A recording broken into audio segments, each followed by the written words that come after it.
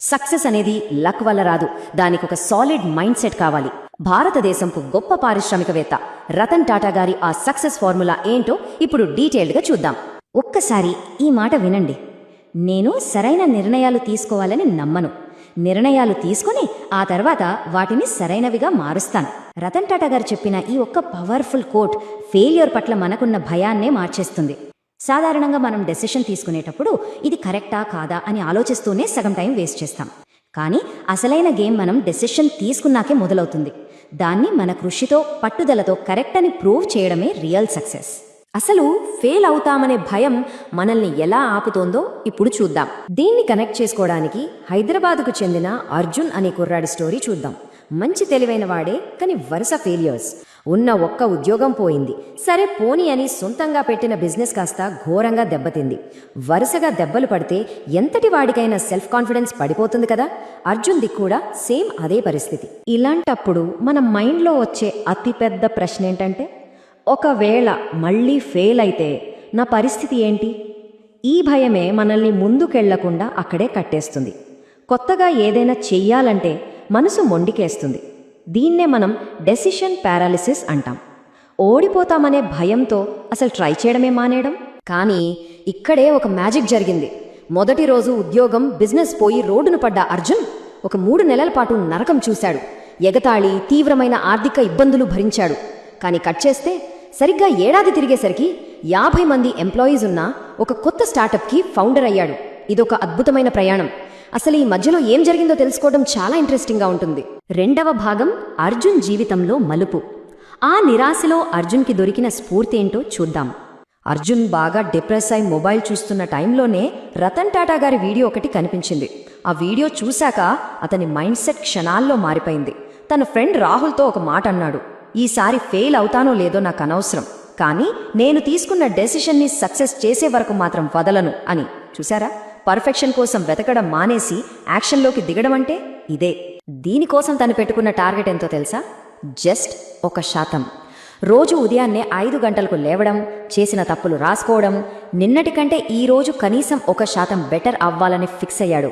వినడానికి ఈ 1% చాలా చిన్నదిగా అనిపించవచ్చు, కానీ దీన్ని కన్సిస్టెంట్గా ఫాలో అయితే లాంగ్ రన్లో వచ్చే రిజల్ట్ మాత్రం నెక్స్ట్ లెవెల్లో ఉంటుంది. చిన్న అడుగులే పెద్ద మైలురాళ్లను చేరుస్తాయి. కానీ లైఫ్ అన్నాక అంత స్మూత్గా సాగదు కదా. కరెక్ట్గా 3 నెలలకి మళ్ళీ డౌన్ఫాల్. చేతిలో పైసా లేదు, చుట్టూ ఉన్నవాళ్ల వెక్కిరింపులు ఎక్కువయ్యాయి. ఇక నా వల్ల కాదురా బాబు అని వదిలేద్దాం అనుకున్న టైంలో గోడ మీదున్న మరో రతన్ టాటా గారి కోట్ అతని కంట్లో పడింది. జీవితంలో ఎదుగుదల కోసం ఎత్తుపళ్లాలు చాలా ముఖ్యమని. ఈ ఒక్క లైన్ అతన్ని మళ్ళీ బౌన్స్ బ్యాక్ అయ్యేలా చేసింది. సవాళ్లు లేకుండా అసలు సక్సెస్కి కిక్కేముంటుంది? మూడవ భాగం, విజయానికి 3 సువర్ణ నియమాలు. ఎలాంటి సిట్యువేషన్లో అయినా అర్జున్ని నిలబెట్టిన ఆ ఫ్రేమ్వర్క్ ఏంటో ఇప్పుడు తెలుసుకుందాం. అర్జున్ గట్టిగా ఫాలో అయిన ఆ 3 రూల్స్ ఇవే. ఫస్ట్, ఓటమిని ఒక పాఠం నేర్పే గురువుగా చూడటం. సెకండ్, ఎట్టి పరిస్థితుల్లోనూ నేర్చుకోవటం ఆపకపోవటం. అండ్ థర్డ్, లైఫ్లో నిజాయితీని ఎప్పుడూ వదులుకోకపోవటం. ఇవి ఆచరణలో ఎంత పవర్ఫుల్గా పనిచేశాయో ఇప్పుడు ఒక్కొక్కటిగా చూద్దాం. రూల్ నెంబర్ 1, మనం జనరల్గా ఫెయిల్ అవ్వగానే నేను దేనికి పనికిరాను అని ఎమోషనల్ అయిపోతాం కదా. అర్జున్ అది మానేశాడు. ఫెయిల్యూర్ ఎదురైన వెంటనే అసలు ఈ తప్పు ఎందుకు జరిగింది అని అనలైజ్ చేయడం మొదలుపెట్టాడు.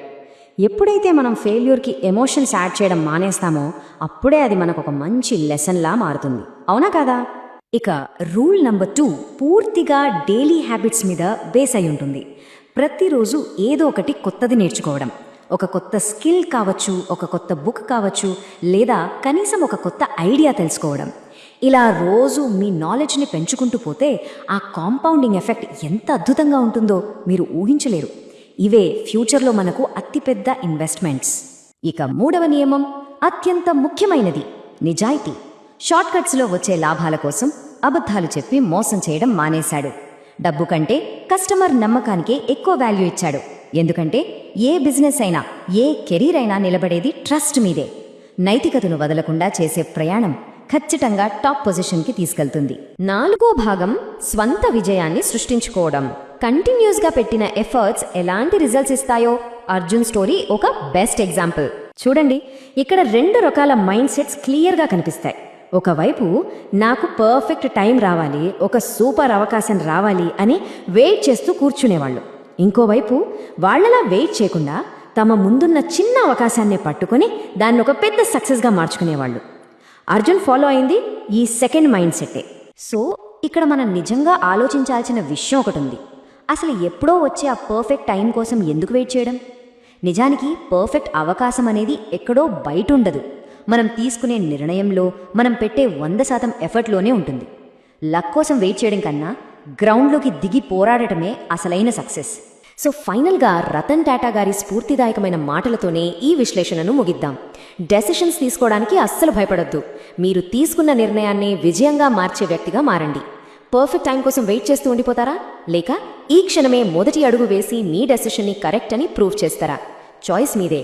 ఆలోచించండి, అడుగు ముందుకు వేయండి.